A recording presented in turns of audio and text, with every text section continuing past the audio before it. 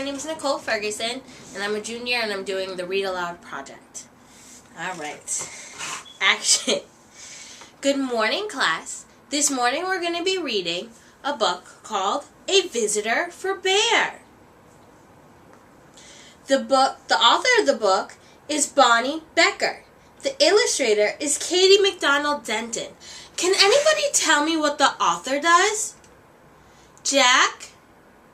Close. The author doesn't draw the pictures. Do I have a friend that can help Jack out?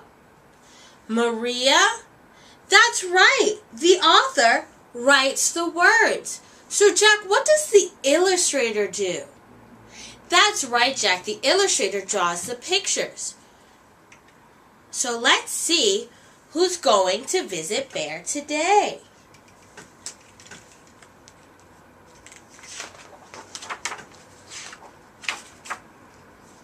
Now, if you can't see the pictures, I need you to wait, and I will show them to you after I finish reading.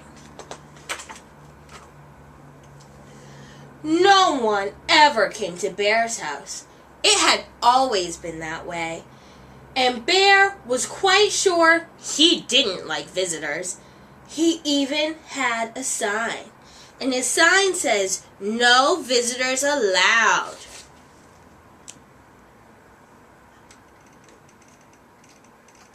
Thumbs up if you would like to visit Bear's house.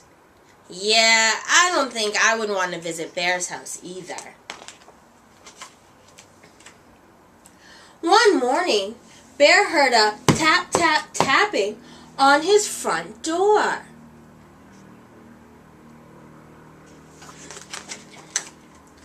When he opened the door, there was a mouse, small and gray and bright-eyed. "No visitors allowed," Bear said, and pointed to the sign, "Go away."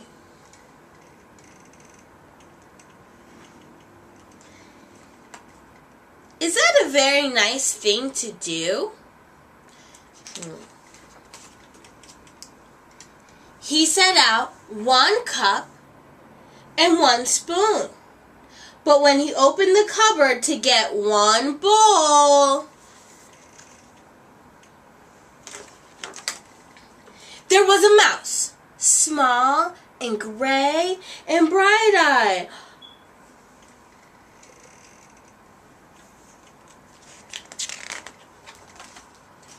"I told you to leave," cried Bear. "Perhaps we could have just a spotted tea," said the mouse. "Out," commanded Bear.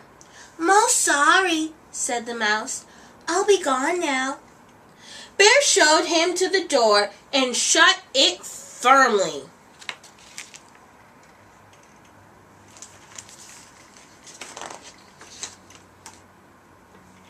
Then he went back to the business of making his breakfast. But when he opened the bread drawer for 1 slice of bread, there was a mouse, small and gray and bright-eyed. Does Bear look happy to see the mouse? No. "Unbelievable!" rumbled Bear. "Away with you, vamoose!" "I do like a bit of cheese," said the mouse. Bear pointed a rigid claw toward the door. "Yes, then, here I go," said the mouse. "Farewell." And the mouse whisked out the door.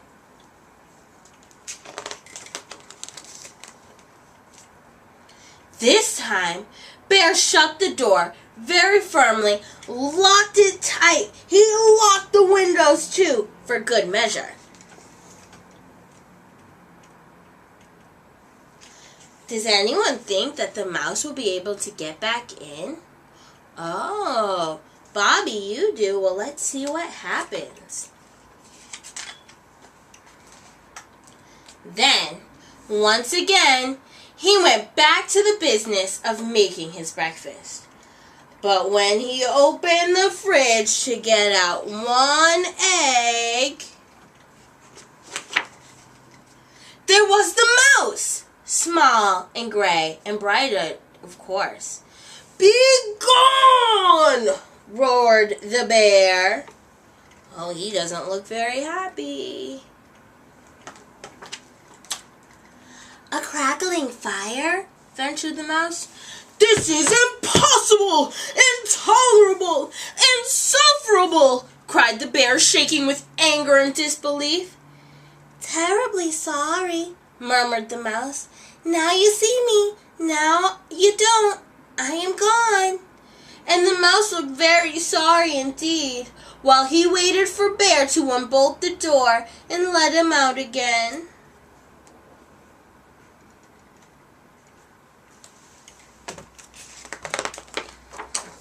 This time, before he went back to the business of making his breakfast, Bear shut the door very, very, very firmly, locked it, boarded the windows shut, stopped up the chimney, and even plugged the drain in the bathtub. So now there are no more holes in his house, so the mouse cannot sneak in. Let's see. Carefully, Bear set about making the business of making his breakfast. He opened the cupboard. No mouse. Whew. He opened the bread drawer. Nothing. Whew. He opened the fridge. Mouse free! Yes, indeed! I think he's happy. He lifted the lid to the tea kettle. There was a mouse, small and gray and, well, you know the rest. Bear fell to the floor and wept. "I give up," he blubbered. "You win. I'm undone."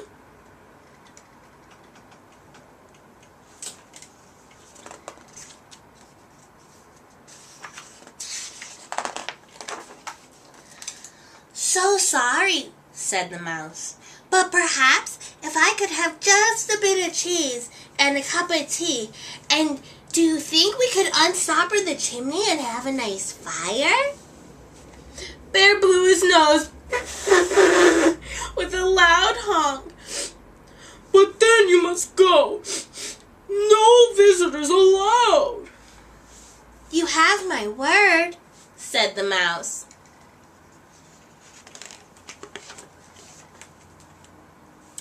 Bear unshuttered and unboarded the windows, unlocked the door, unstoppered the chimney, and unplugged the drain.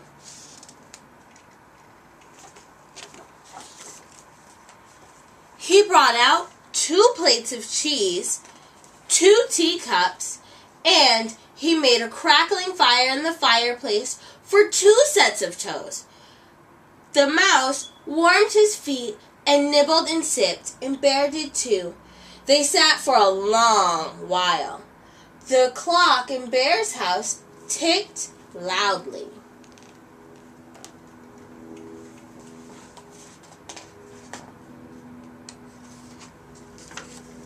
Bear cleared his throat. The mouse looked most attentive. No one had ever been most attentive to Bear. "The fire is nice," Bear announced.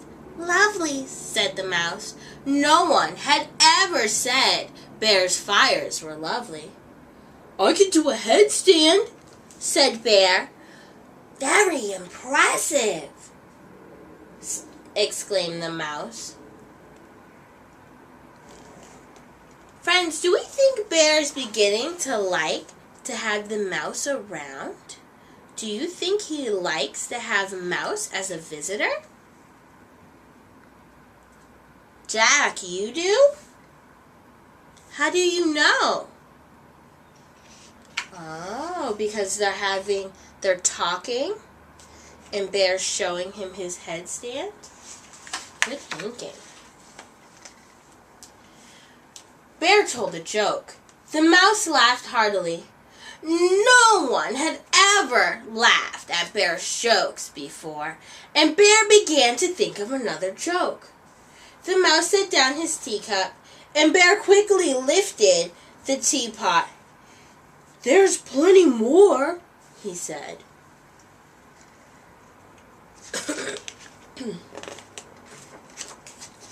"So sorry," said the mouse. "Most kind, but I must be on my way." "Really, you needn't go," said Bear. "I'm off," said the mouse, springing up from his chair. "Wait!" cried the bear, but the mouse stepped out the door. "Toodly-doo!" "Don't go!" wailed the bear, throwing his body across the path. "But I gave you my word," said the mouse, pointing at the no visitor sign.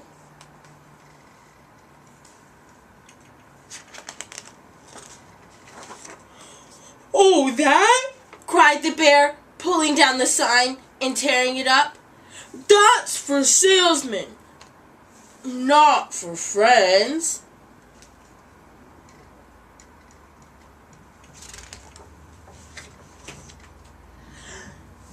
"Not for friends?" asked the mouse, small and gray and bright-eyed. Bear nodded. The mouse's eyes glowed brighter. Bear smiled.